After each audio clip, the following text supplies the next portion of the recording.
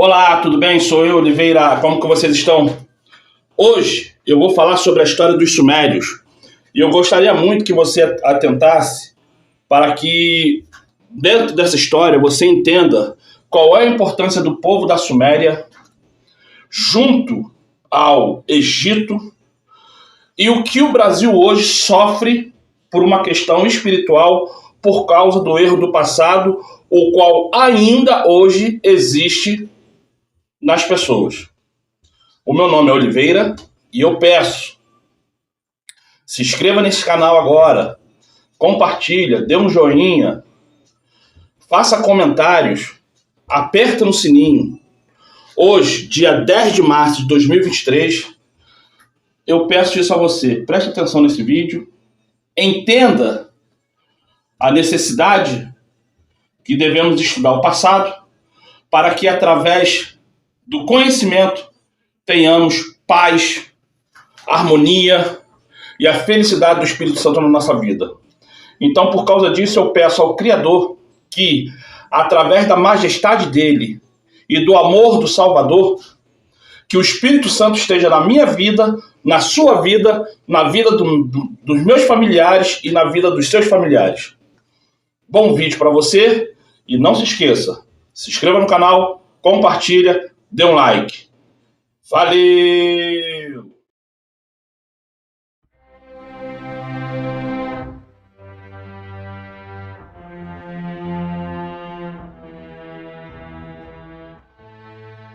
Investigando a origem da civilização.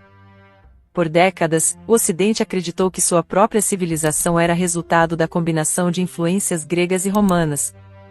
No entanto, os filósofos gregos escreveram sobre sua inspiração em fontes ainda mais antigas. Relatos de viajantes que retornaram à Europa revelaram a existência de imponentes pirâmides e cidades-templos escondidas na areia do Egito e protegidas por estranhas esculturas de pedra conhecidas como esfinges. Em 1799, quando Napoleão chegou ao Egito, ele levou consigo eruditos para investigar esses antigos monumentos. Durante suas explorações, um oficial encontrou uma placa de pedra perto de Roseta que continha uma proclamação do ano 196 a.C. escrita em hieróglifos, juntamente com outros escritos. A decifração destes escritos e o aprimoramento dos esforços arqueológicos revelaram ao Ocidente que havia existido uma civilização avançada no Egito, muito anterior à chegada da civilização grega.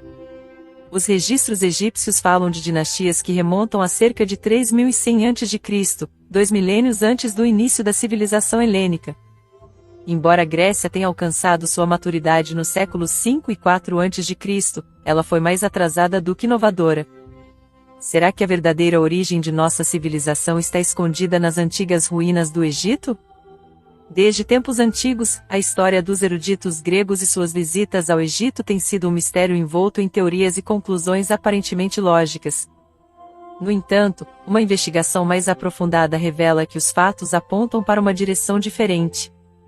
Ao investigarmos as culturas pré-helênicas do Mar Egeu, incluindo a minoica de Creta e a micênica do continente grego, descobrimos evidências de que estas culturas adotaram a cultura do Oriente Médio, e não a egípcia.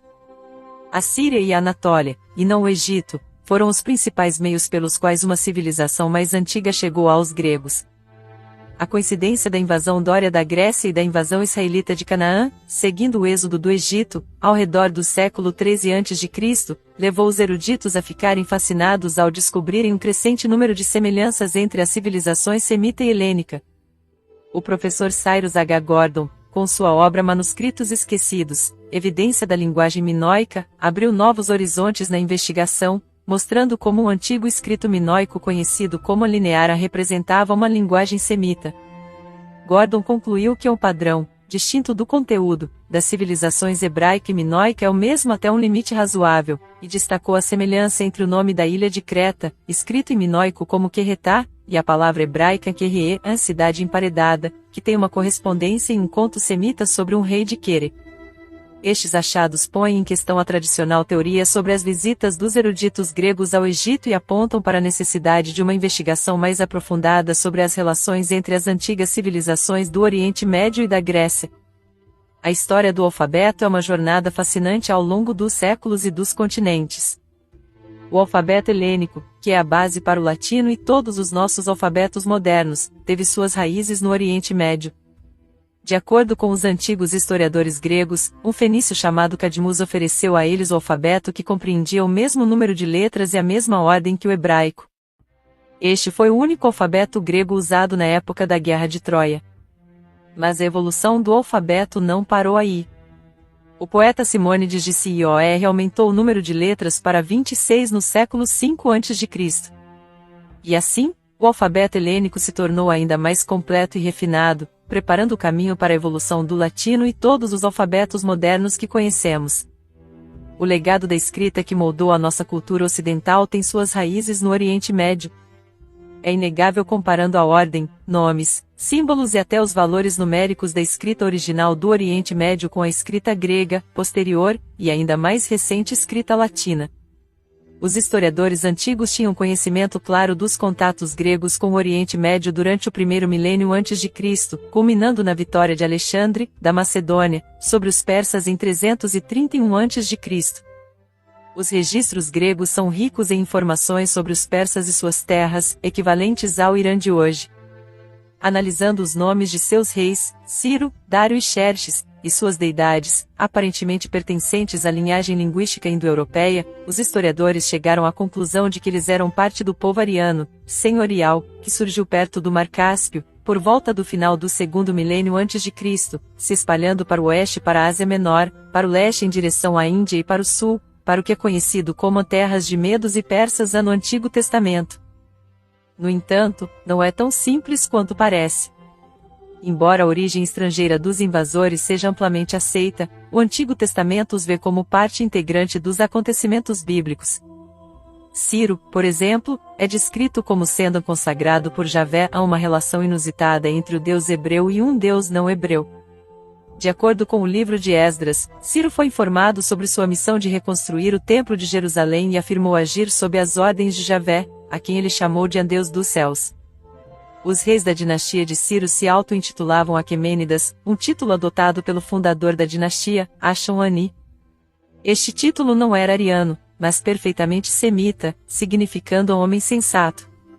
Em geral, os estudiosos desconsideram as evidências que sugerem semelhanças entre o deus hebreu Javé e a deidade aquemênida conhecida como o Deus Sensato, representada flutuando nos céus dentro de um globo alado, como mostrado no selo real de Dário. A investigação das raízes culturais, religiosas e históricas dos antigos persas tem levado à descoberta da ligação com os antigos impérios da Babilônia e Assíria, cujas conquistas e quedas estão registradas no Antigo Testamento.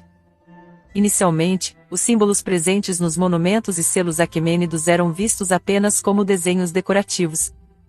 No entanto, quando Engelberter Berberirger Camper visitou Persépolis em 1686, ele descreveu as inscrições como cuneiformes, ou marcas em forma de cunha. Com o início dos esforços para decifrar as inscrições aquemênidas, ficou claro que elas estavam escritas no mesmo tipo de escrita encontrado em artefatos antigos na Mesopotâmia. Estas descobertas dispersas levaram Poe Bota a partir em 1843 para realizar a primeira grande escavação, escolhendo um local na Mesopotâmia do Norte próximo ao atual Mossul, agora conhecido como Khorsabad. O esforço de Bota rapidamente revelou que as inscrições cuneiformes identificavam o local como Dur-Sharrukin. Elas eram em escrita semita, numa língua parente do hebreu, e significavam a cidade fortificada do rei íntegro. Este rei é conhecido em nossos manuais como Sargão II. No centro da capital assíria governada por Sargão II, havia um majestoso palácio real cujas paredes eram decoradas com esculpidos baixos relevos, que, dispostos em fila, se estendiam por mais de 1 quilômetro. O comando da cidade e do complexo real estava nas mãos de uma pirâmide de degraus chamada zigurate, que serve como escada para os céus ou para os deuses. As escavações revelam o estilo de vida sofisticado, com palácios, templos, casas, estábulos, armazéns, paredes, cancelas, colunas, decorações, estátuas, obras de arte, torres, rampas, terraços e jardins, todos completados em apenas 5 anos.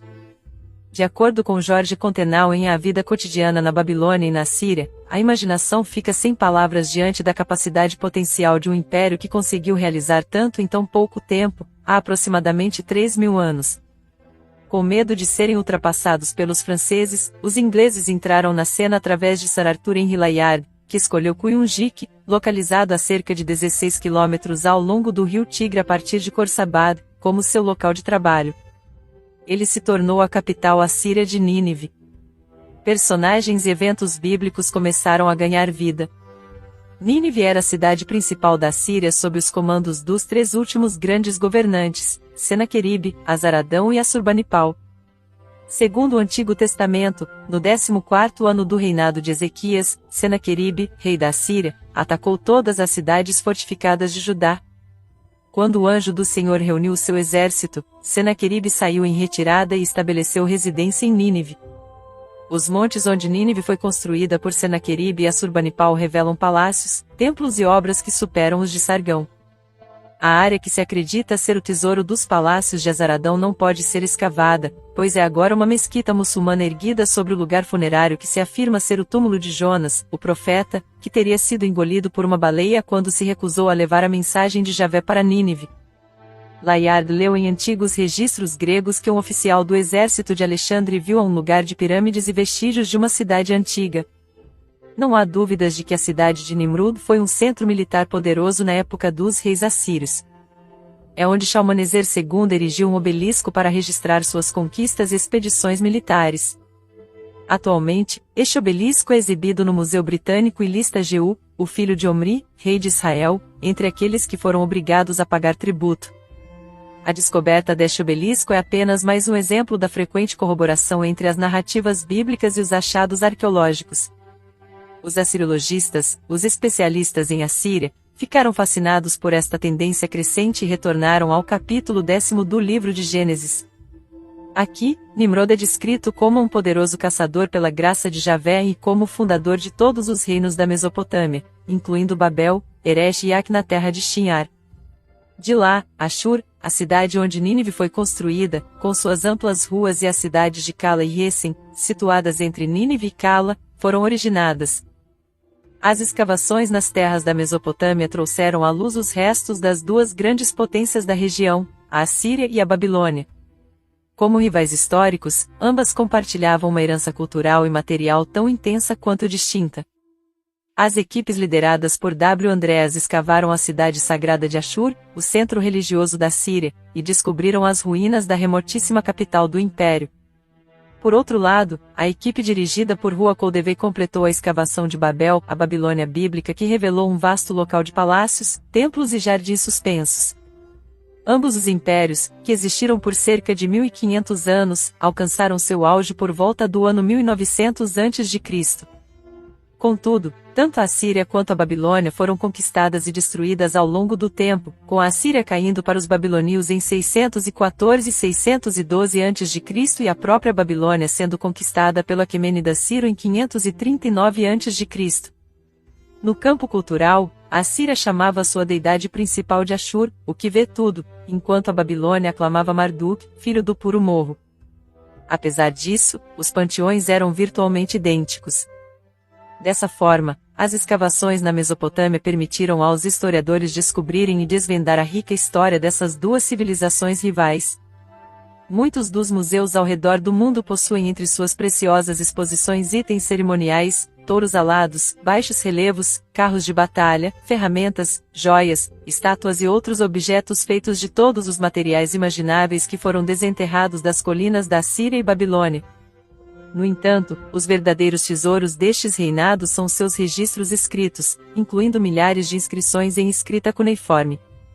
Aqui, encontramos histórias de reis, registros de templos, contratos comerciais, registros de casamento e divórcio, tábuas astronômicas, previsões astrológicas, fórmulas matemáticas, listas geográficas, textos escolares, gramaticais e vocabulares, e, claro, textos sobre os deuses, incluindo seus nomes, genealogias, feitos e poderes.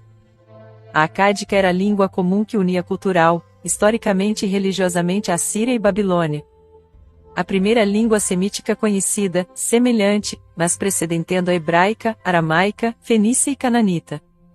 No entanto, os assírios e babilônios não reivindicavam a invenção da língua ou da escrita. De fato, muitos de seus registros apresentam notas de que foram copiados de outros originais ainda mais antigos. Então, quem inventou a escrita cuneiforme e desenvolveu a língua, sua gramática precisa e seu rico vocabulário? Quem escreveu os originais antigos? E por que os assírios e babilônios chamavam esta língua de acádica? A atenção volta-se para o livro do Gênesis, que menciona o princípio do seu reino, Babel e Eresh e Ak. Será que Ak realmente existiu como uma capital anterior à Babilônia e Nínive? As incríveis ruínas da Mesopotâmia apontam para a existência de um reino conhecido como Ak, governado por Shahrukin, líderes intaxáveis. Segundo suas inscrições, o império se expandiu por meio da graça de seu Deus, Enlil, desde o Mar Inferior, Golfo Pérsico, até o Mar Superior, acredita-se ser o Mediterrâneo. O governante orgulhosamente afirmava ter feito atracar navios de distantes terras no desembarcadouro de Ak. Estudiosos ficaram surpresos ao descobrir um império mesopotâmico tão antigo, datado do terceiro milênio antes de Cristo, e ainda assim tão avançado. Após escavações nas colinas, foram encontrados artefatos que retratavam uma civilização pronta para decolar, muito antes da Babilônia e da Síria. Além disso, a civilização acádica foi revelada como a fonte predecessor das futuras civilizações mesopotâmicas.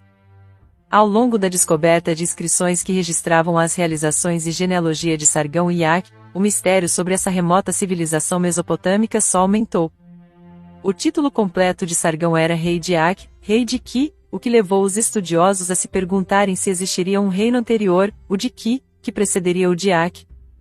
Os versos bíblicos adquirem ainda mais significado quando observados com mais atenção. No livro de Gênesis, é escrito que Cu criou Nimrod, que foi o primeiro a ser um herói na terra e cujo reinado começou em Babel, Eresh e Ak. Os estudiosos especularam que Sargão de Ak poderia ser o mesmo que o Nimrod bíblico. Se mudássemos Ancuam para Enkia nos versos acima, pareceria que Nimrod teria sido precedido por Ki, assim como Sargão dizia em suas inscrições. Assim, os estudiosos passaram a aceitar literalmente suas inscrições, nas quais ele se orgulha de ter derrotado Uruk, vencido na batalha contra os habitantes de Ur e conquistado todo o território até alcançar o mar. As descobertas arqueológicas confirmaram que Uruk e Ur eram de fato os mesmos que Eresh e Ur da Bíblia. Além disso, a escavação do local agora conhecido como Varca comprovou a existência de reinos e cidades antes do terceiro milênio antes de Cristo. O desafio era saber até onde teríamos de retroceder para descobrir o primeiro reino civilizado. A resposta a esse mistério seria uma vez mais encontrada na linguística. Os estudiosos rapidamente descobriram que os nomes não só eram significativos em hebreu e no Antigo Testamento, mas em todo o Antigo Oriente Médio. Todos os nomes acádicos, babilônicos e assírios de pessoas e lugares tinham um significado profundo.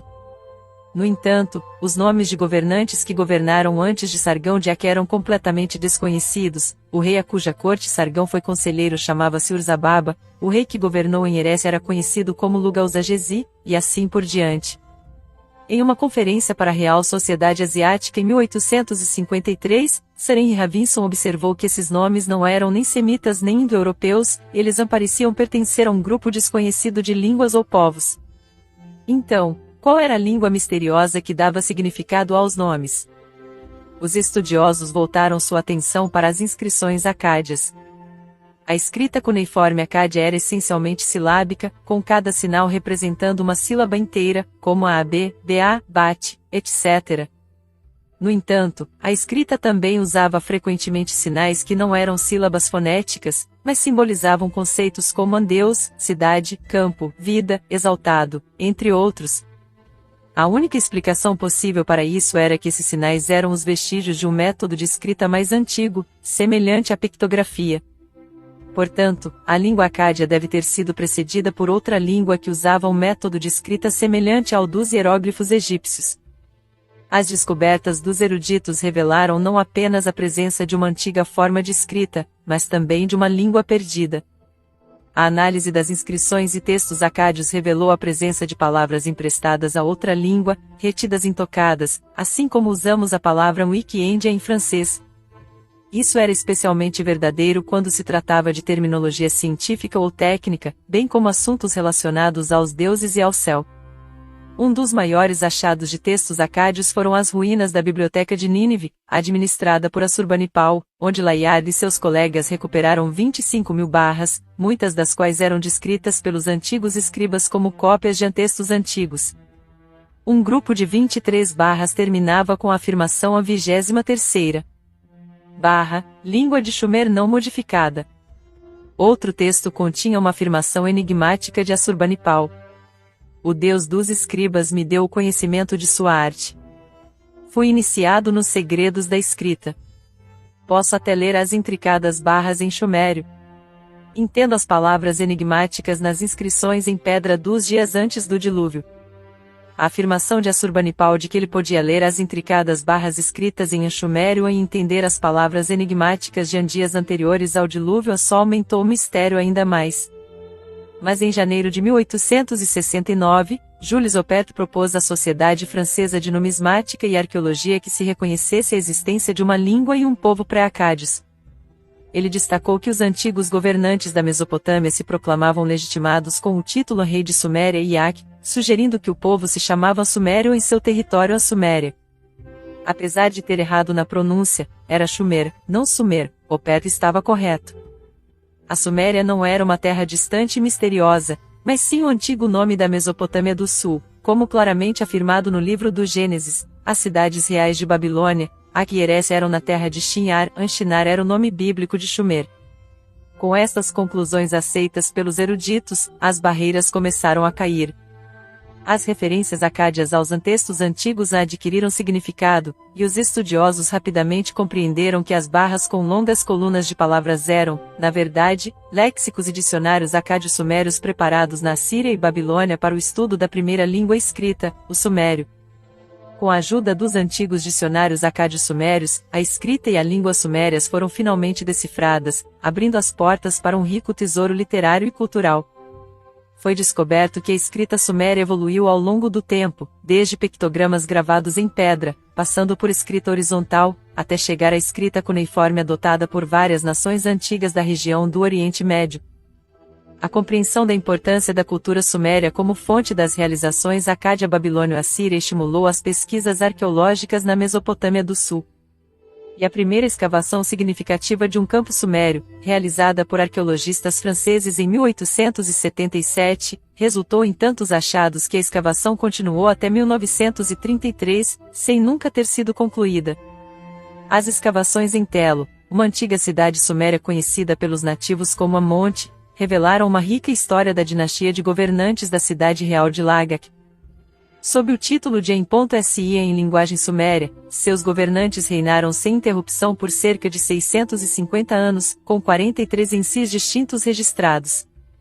As inscrições encontradas no local ofereceram um rico acervo de informações, incluindo a existência de agricultura, irrigação, armazenamento, comercialização de cereais e construções de templos.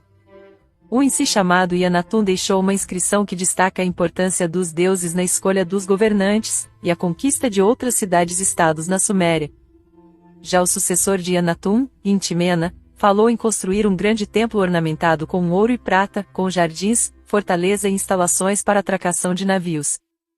Um dos governantes de Lagac mais conhecidos é Gudea, cujas numerosas estatuetas mostram sua devoção à adoração dos deuses, especialmente Ninjirsu, e a construção e restauração de templos.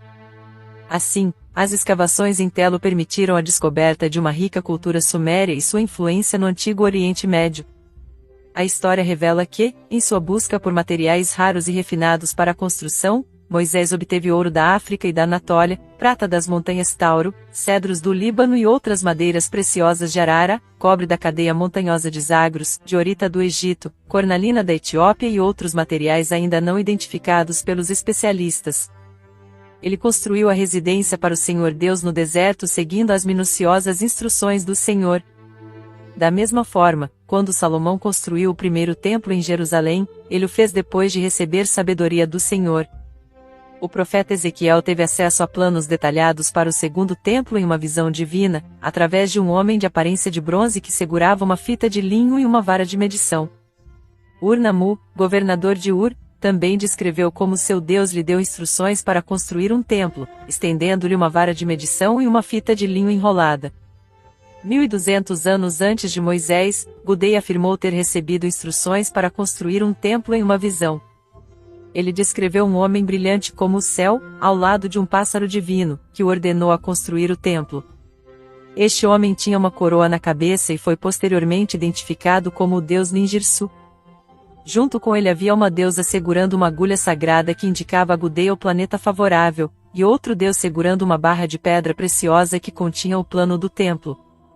Uma estátua de Gudea mostra ele sentado com a barra nos joelhos, e o desenho divino pode ser claramente visto na barra. Gudea, conhecido por sua sabedoria, ficou perplexo com as instruções divinas para construir um templo. Buscando compreender o significado dessas instruções, ele consultou uma deusa que lhe explicou as medidas, tamanhos e formas dos tijolos a serem usados. Com a ajuda de um adivinho, fabricante de decisões e uma pesquisadora de segredos, ele localizou o local para a construção do templo, nas portas da cidade, e recrutou 216.000 pessoas para o trabalho. A completa quantidade de informações para construir o complexo zigurate de 7 andares estava presente nas instruções divinas, como explicado por Abiler Beck em seu livro Um Velho Oriente. O plano térreo, ornado por grupos de linhas verticais com número variável, era acompanhado de 7 escalas que permitiam a construção completa do enorme templo. A habilidade dos arquitetos divinos em fornecer tudo o que era necessário em um único plano térreo é surpreendente.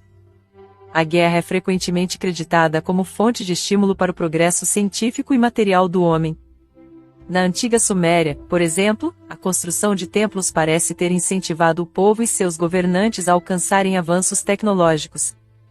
O fato de serem capazes de realizar grandes obras de construção, seguindo planos arquitetônicos elaborados, organizar e sustentar uma vasta força de trabalho, aplanar terras e erguer montes, moldar tijolos e transportá-los, trazer metais raros e outros materiais de longas distâncias, fundir metal e modelar utensílios e ornamentos, é uma prova da alta civilização que já havia alcançado maturidade no 3º milênio antes de Cristo.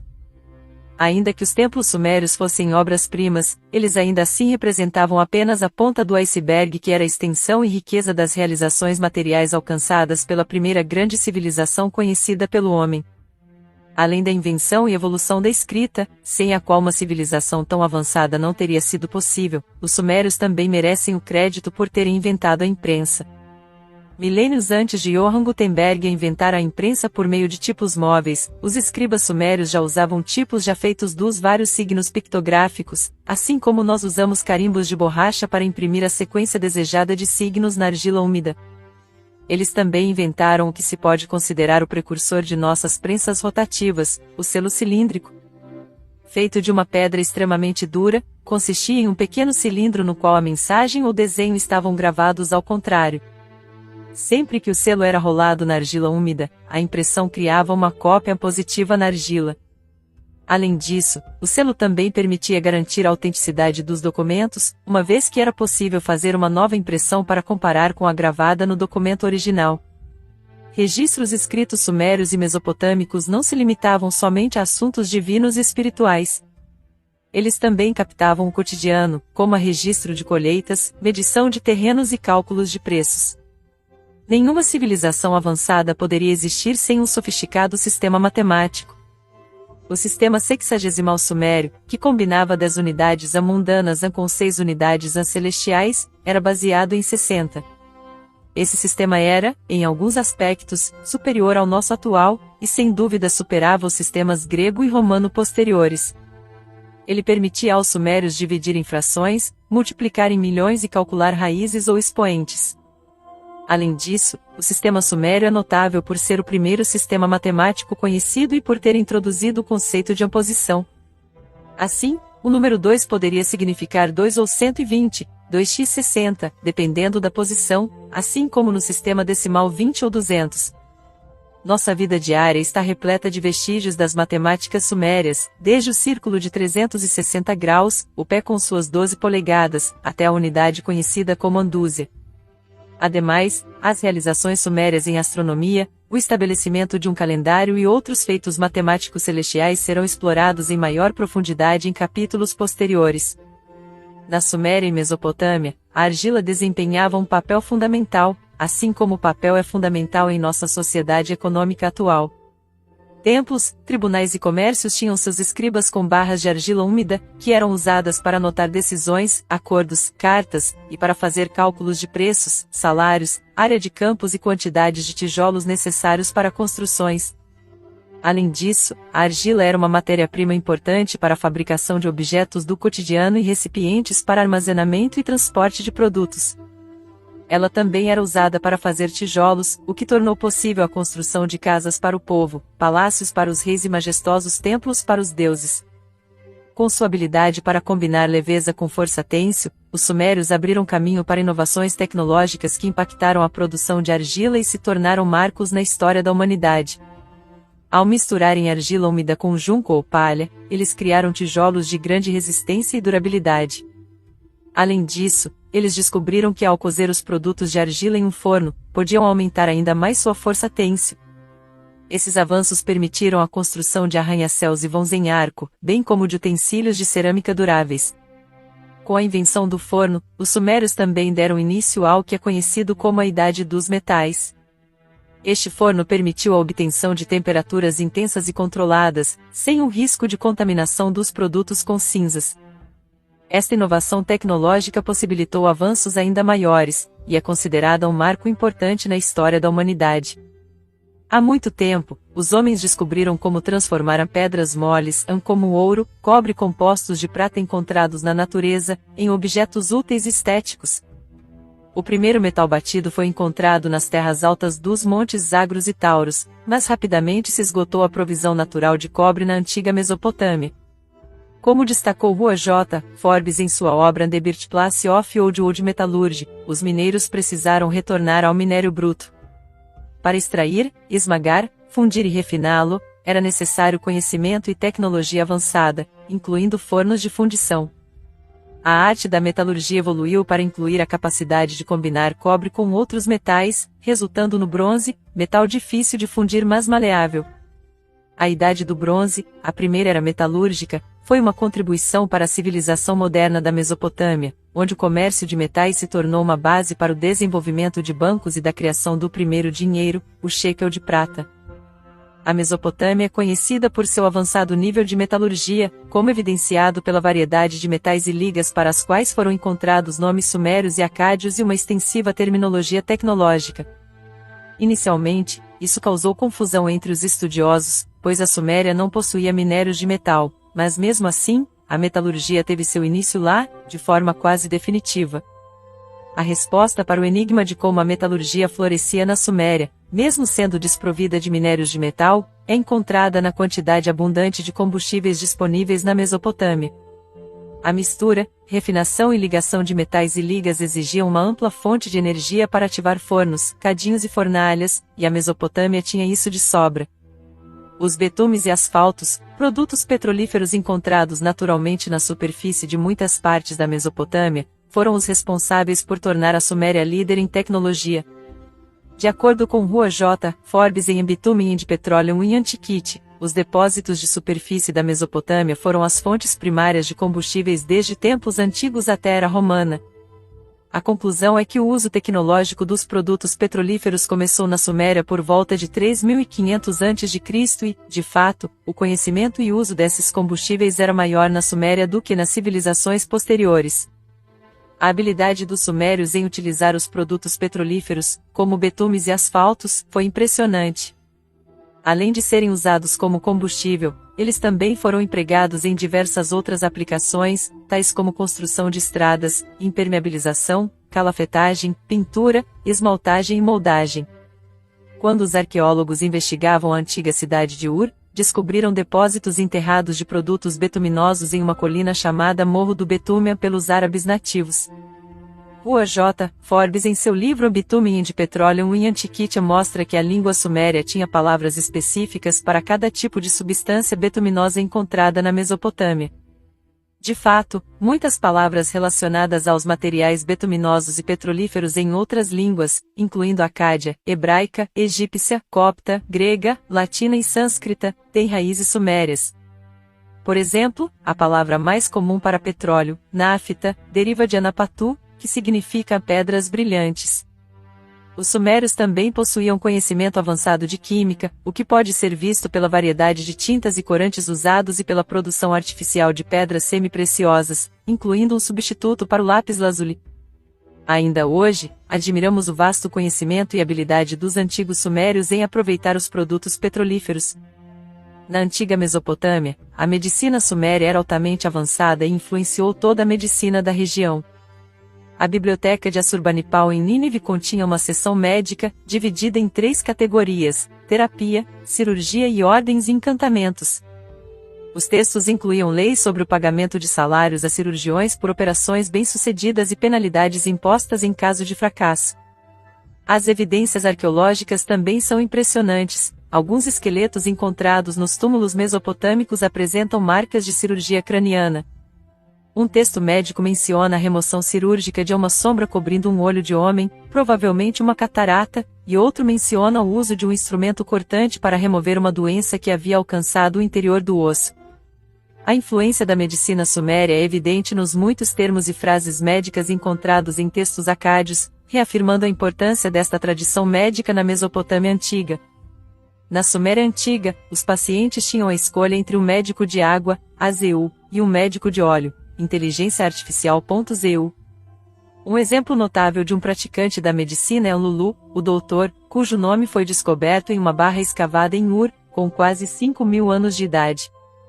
Além disso, os sumérios também tinham veterinários conhecidos como doutores de bois ou doutores de asnos. Um importante artefato médico, as pinças cirúrgicas, é descrito em um cilindro antigo encontrado em Lagaque pertencente a Urlugaledina, o doutor.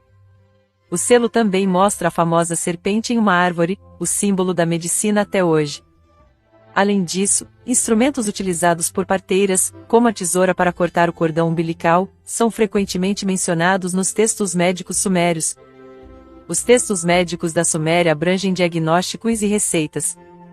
Eles demonstram que os médicos sumérios não se baseavam em magia ou bruxaria, mas sim em práticas médicas baseadas em limpeza e higiene, banhos em soluções minerais, aplicação de extratos de plantas e massagens com compostos de petróleo.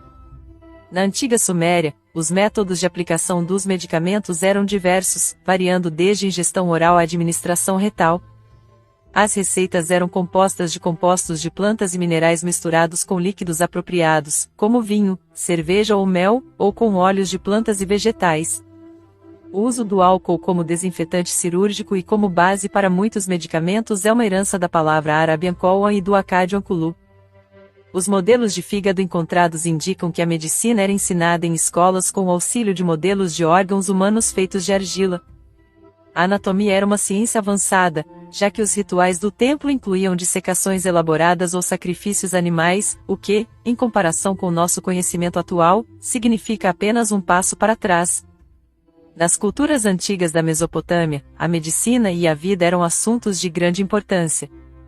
As pessoas procuravam por meios de cura e imortalidade, seja por meio da busca por substâncias como a árvore da vida ou a pedra da juventude eterna, ou através de esforços para ressuscitar os mortos, inclusive deuses. Descrições de pessoas estendidas em mesas cirúrgicas são mostradas em selos cilíndricos e barras de argila, cercadas por equipes de deuses ou pessoas.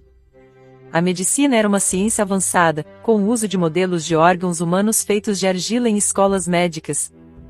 Textos heróicos, como as epopeias, mostram a preocupação dos sumérios e seus sucessores com questões relacionadas à vida, doença e morte. Em um dos textos, é descrito como os deuses conduziam o pulso e a radiação sobre o corpo da deusa Inanna, e aspergiam as 60 vezes a água da vida, 60 vezes o alimento da vida sobre ela, o que resultou em sua ressurreição.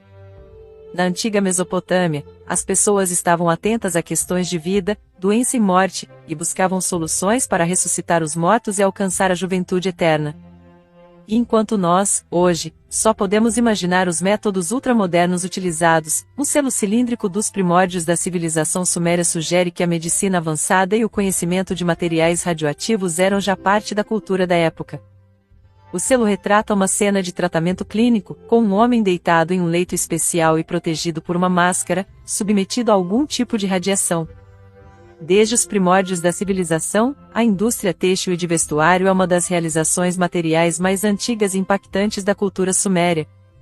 A tecelagem têxtil, ao que parece, surgiu primeiramente na Mesopotâmia ao redor do ano 3800 a.C. e tem sido vista como um marco importante para o desenvolvimento humano. De lá para cá, as nações em ascensão têm seguido o exemplo, visto que a indústria têxtil é considerada como um primeiro passo importante rumo à industrialização. Com a introdução das máquinas de fiar e tecer na Inglaterra por volta de 1760, a Revolução Industrial foi dada início. No entanto, a história nos revela que a produção têxtil tem uma longa tradição, desde a chegada da agricultura, que proporcionou o linho, e da domesticação de animais, gerando uma fonte para a lã. A tecelagem têxtil é um passo fundamental que o homem deu em sua jornada evolutiva, e continua sendo uma das indústrias mais importantes no mundo de hoje. A Suméria também foi destacada por sua moda e vestuário na antiguidade. O livro de Josué descreve um incidente durante a invasão de Jericó, onde alguém arriscou sua vida para guardar um bom casaco de Shinar, apesar da pena de morte para tal crime. Isso mostra que os artigos de vestuário de Shinar eram altamente valorados e desejados. Além de suas roupas, a Suméria também tinha uma rica terminologia para descrever o vestuário e seus fabricantes. A peça principal de vestuário era chamada de TUG, que é considerado o precursor da toga romana tanto em estilo quanto em nome. Essas roupas eram conhecidas como TUG.tu.xi, que significa em sumério a veste usada enrolada ao redor. As antigas representações dos templos da Suméria destacam não apenas a variedade e opulência do vestuário, mas também a elegância alcançada com o equilíbrio entre a moda, as peças de vestuário, os penteados, os toucados e as joias. Já na agricultura, a Suméria brilhava. Com o clima de apenas uma estação de chuva, todos os rios eram utilizados para regar as colheitas por todo o ano, graças a um vasto sistema de canais de irrigação. A Mesopotâmia, conhecida como a Terra entre os rios, era uma verdadeira fonte de alimentos na antiguidade. Muitos frutos e vegetais chegaram à Europa da Mesopotâmia, assim como sementes e temperos especiais. Açafrão, crocus, cominho, isopo, mirra, cebolas, lentilhas, feijões, pepinos, couves e alfaces eram comuns na dieta dos sumérios. Em muitos casos, os gregos forneceram a ponte física e etimológica para que estes produtos alcançassem a Europa. A cozinha da antiga Mesopotâmia impressiona pela sua vasta extensão e variedade de métodos de preparação de alimentos. Textos antigos e gravuras comprovam que os sumérios eram hábeis em transformar os cereais que cultivavam em farinha, criando uma gama de pães, flocos, pastéis, bolos e biscoitos, levedados ou não. A cevada era fermentada para produzir cerveja e textos técnicos para essa produção foram encontrados. O vinho era feito a partir de uvas e tâmaras, enquanto o leite, obtido de ovelhas, cabras e vacas, era utilizado como bebida, na cozinha e transformado em iogurte, manteiga, creme e queijos. Peixe era um item comum na dieta e a carne de carneiro também era utilizada, enquanto a carne de porco, mantida em grandes rebanhos, era vista como uma iguaria. Gansos e patos, possivelmente, eram destinados à mesa dos deuses. Os textos antigos deixam claro que a alta cozinha na antiga Mesopotâmia florescia nos templos e na oferta aos deuses. Um texto menciona a oferta de pães de cevada, pães de trigo, pasta de mel e creme, tâmaras, pastéis, cerveja, vinho, leite, seiva de cedro e creme aos deuses. A carne assada era acompanhada de libações de ótima cerveja, vinho e leite. Um tipo específico de boi era preparado seguindo instruções rigorosas, exigindo uma boa farinha, pasta feita com água, boa cerveja e vinho e misturado com gorduras animais, ingredientes aromáticos, nozes, malte e condimentos. As instruções para o sacrifício diário aos deuses na cidade de Uruk requeriam a presença de 5 bebidas diferentes na refeição e especificavam as tarefas do amoleiro da cozinha e do chefe das massas. A admiração pela cozinha suméria é renovada ao descobrirmos antigos poemas que celebram a arte culinária. É impossível não ser tocado ao ler em um recipiente milenar sobre o coca alvan, galo no vinho, a seguinte inscrição: no vinho da bebida, na perfumada água, no óleo da unção, foi este pássaro por mim cozinhado e comido. Esta sociedade florescente, com sua extensa economia material, só foi possível graças a um sistema de transportes eficiente. Os sumérios utilizaram seus 2 grandes rios e uma rede artificial de canais para transportar pessoas, bens e gado.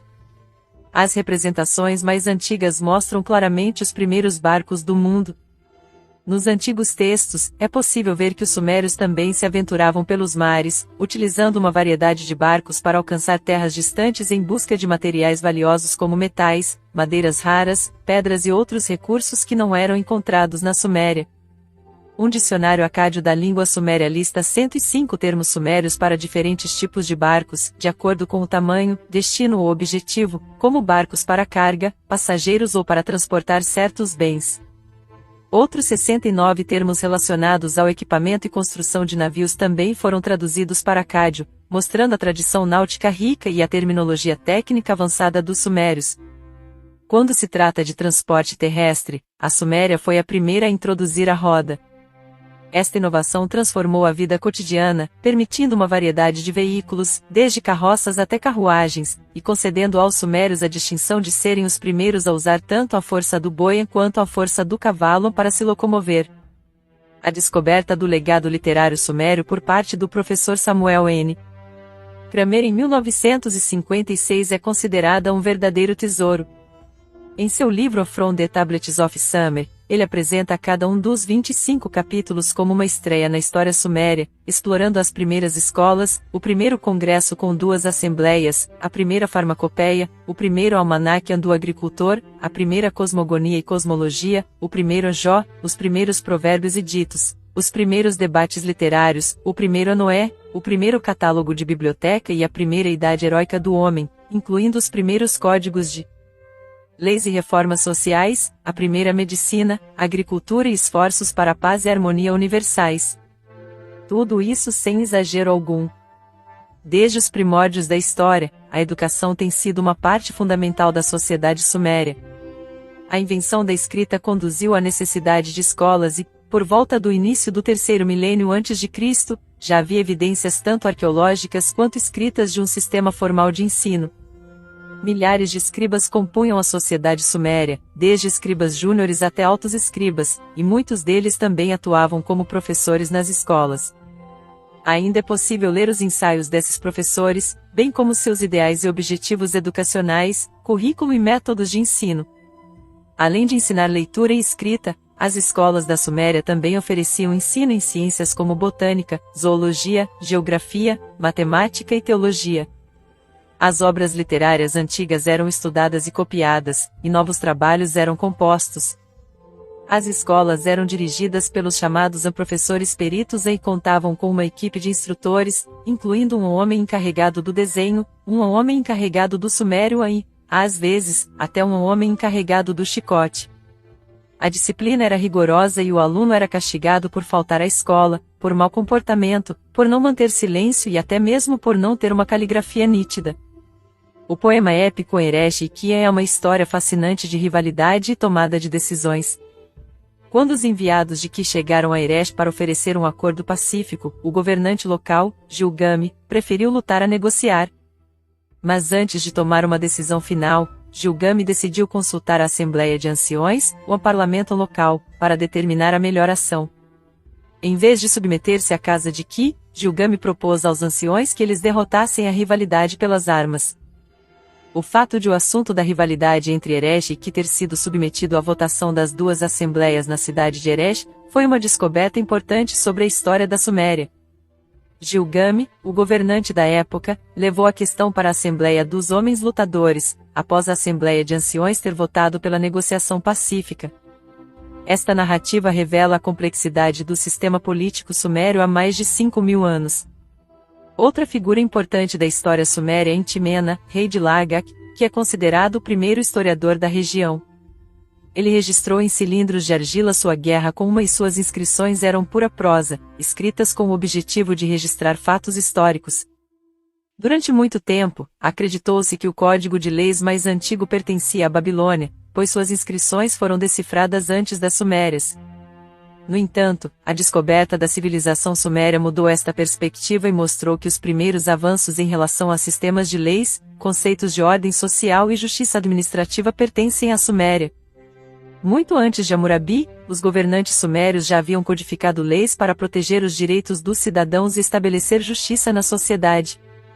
Por exemplo, em Exuna, um governante estipulou preços máximos para alimentos e aluguéis para impedir a exploração dos pobres, e regulamentou questões relativas a ofensas a pessoas e propriedades, bem como a vida familiar e as relações senhor-servidor. Anteriormente, Lipit-Shar, governante de Isin, codificou 38 leis que tratavam de questões como compra de propriedades, escravidão, trabalho de criados, matrimônios, heranças e impostos.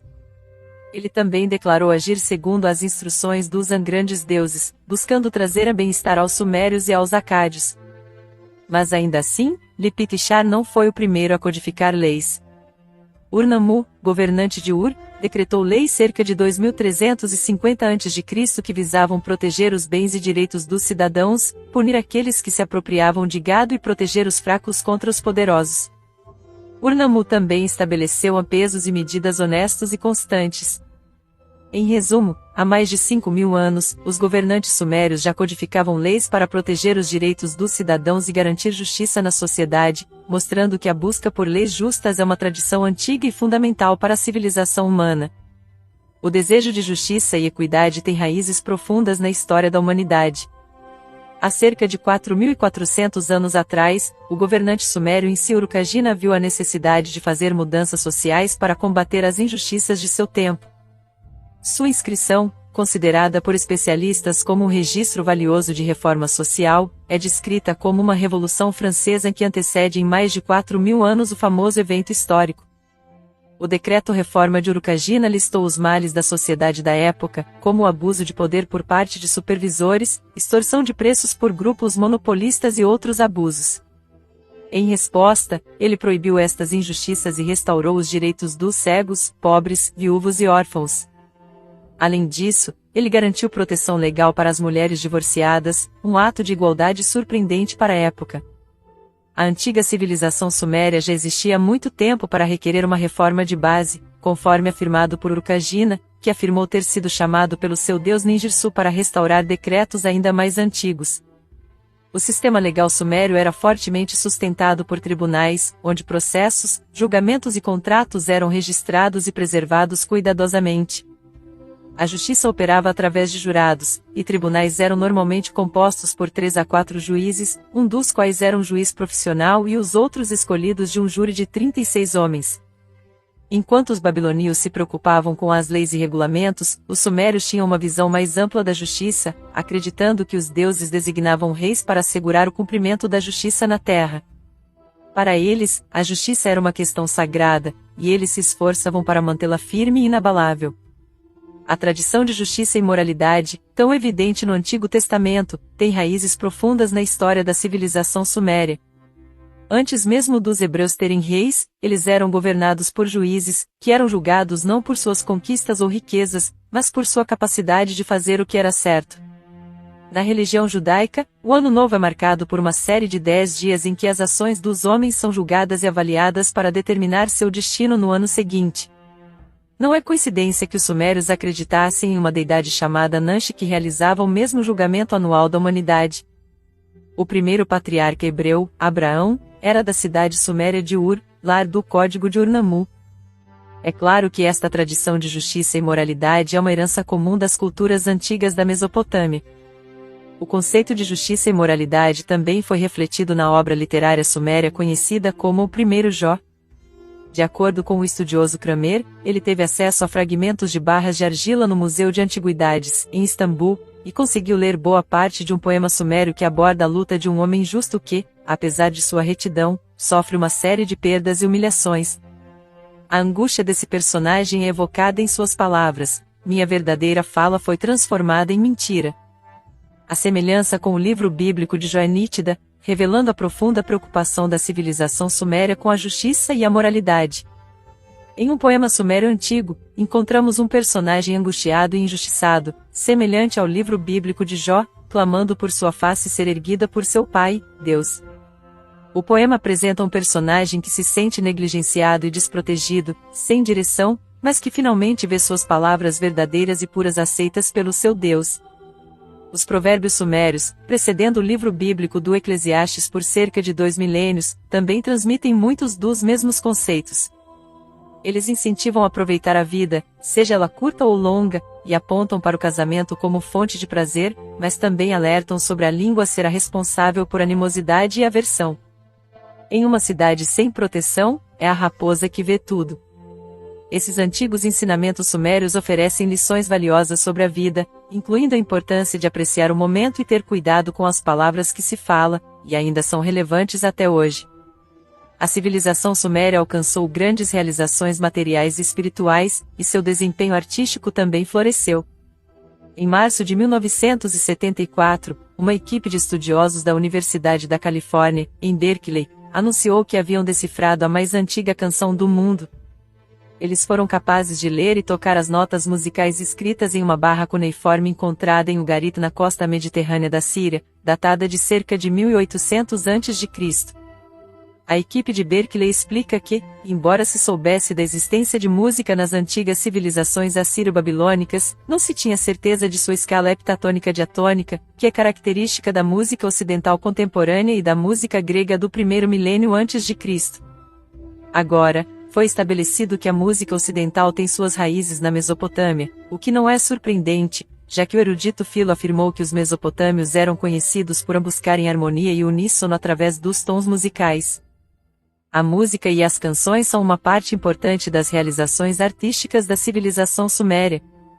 Em 1974, a equipe de estudiosos da Universidade da Califórnia, em Berkeley, anunciou a decifração da mais velha canção do mundo, encontrada em Ugarit na costa mediterrânea, Síria. A música tinha a mesma escala heptatônica diatônica usada na música ocidental contemporânea e na música grega do primeiro milênio antes de Cristo, o que indica que a nossa música tem suas raízes na Mesopotâmia, e não na Grécia, como se pensava antes. Os sumérios eram conhecidos por buscarem harmonia e o uníssono através dos tons musicais, e textos do segundo milênio antes de Cristo indicam a existência de números-chave musicais e uma teoria musical coerente. Gravados em selos cilíndricos e barras de argila, encontramos uma grande variedade de instrumentos musicais, assim como cantores e dançarinas. A música e a dança foram criadas nos templos, mas logo foram levadas para fora deles.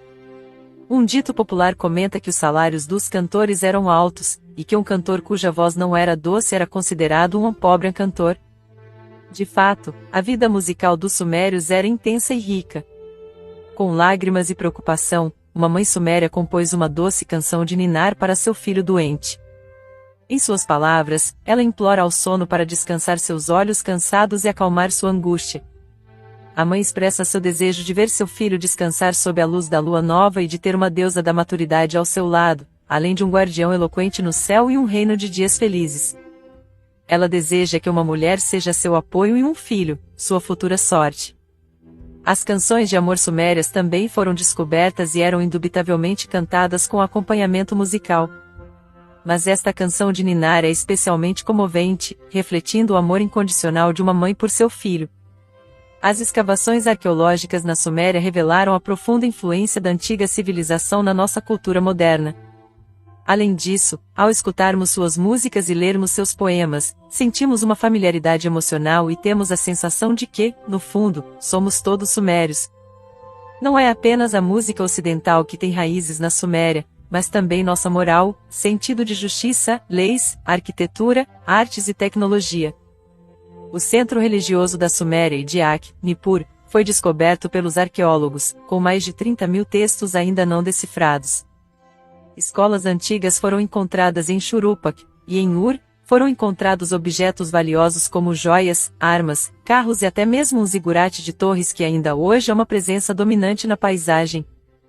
Templos e estatuetas artísticas dos tempos pré-sargônicos foram encontrados em Exuna e Adab, enquanto inscrições falando dos primitivos impérios foram descobertas em Uma. Edifícios monumentais datados do ano 3000 a.C. foram encontrados em Ki, mostrando a antiga grandeza da civilização suméria. A história antiga da civilização suméria é trazida à vida pelos achados arqueológicos na cidade de Uruk. Com a descoberta dos primeiros potes coloridos cozidos em forno e das provas do uso da primeira roda de oleiro, os arqueólogos são levados ao 4º milênio antes de Cristo. Lá, encontram também o primeiro zigurate, um grande morro construído pelo homem, com um templo branco e outro vermelho situados em seu topo.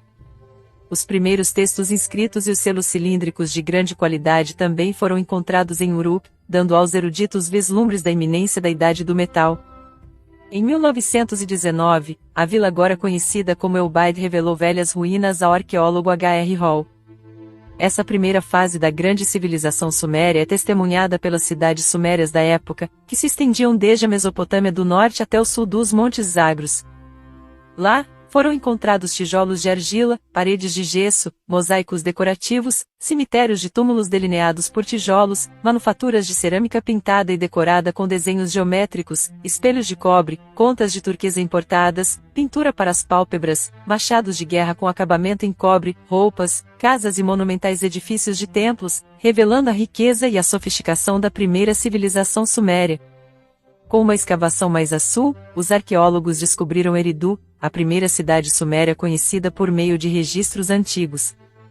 Ao escavarem ainda mais fundo, eles encontraram um templo dedicado a Enki, o deus da sabedoria da Suméria, que parece ter sido construído e reconstruído inúmeras vezes. Os camadas arqueológicas os levaram de volta às raízes da civilização suméria, datando de 2500 a.C., 2800 a.C., 3000 a.C. e 3500 a.C. Mas o momento de verdadeira descoberta foi quando os arqueólogos encontraram os alicerces do primeiro templo dedicado a Enki. Abaixo dele não havia nenhuma outra construção antes, apenas solo intocado. Estima-se que este momento remonta a cerca de 3800 a.C., marcando o início da civilização suméria. A Suméria surpreendentemente proporcionou ao mundo uma civilização verdadeiramente única e avançada, que mesmo após tantos séculos ainda é surpreendentemente desconhecida. Embora o homem tenha começado a usar pedras como instrumentos há aproximadamente 2 milhões de anos, ele atingiu um ponto de evolução sem precedentes na Suméria por volta de 3800 a.C. Este marco na história humana foi uma verdadeira civilização ampla e abrangente, que, sem dúvida, foi a base para nossa atual sociedade. No entanto, até hoje, os especialistas ainda não têm uma compreensão clara sobre a identidade dos sumérios, sua origem e como e por que surgiu sua civilização. A aparição da primeira civilização suméria é uma questão que tem desafiado a compreensão dos eruditos há séculos. Sua chegada foi repentina e inesperada, sem qualquer indício ou sinal anterior de sua existência. Estudiosos como H. Frankfurt, Pierre Amier, A. Parrot, Léo Penninhen e Joseph Campbell descreveram a surpresa que sentiram ao se depararem com a magnitude e a velocidade do surgimento da civilização suméria. H. Frankfurt, ao falar sobre Tel-Cair, expressou espanto. Pierre Amier, ao se referir a Elon, taxou a situação de extraordinária. A. Parrot, em Sumer, descreveu a aparição da civilização como uma chama que saltou repentinamente. Léo Penninhen, em Ansi, Mesopotâmia, destacou um período de tempo espantosamente curto no qual a civilização se ergueu. E Joseph Campbell, em The Mass of God, resume toda a situação com as seguintes palavras: com uma atordoante brusquidão, aparece neste pequeno e barrento jardim sumério toda a síndrome cultural que constitui desde então a unidade embrionária de todas as grandes civilizações do mundo. Obrigado por assistir. Apoie o canal curtindo e se inscrevendo. Até a próxima!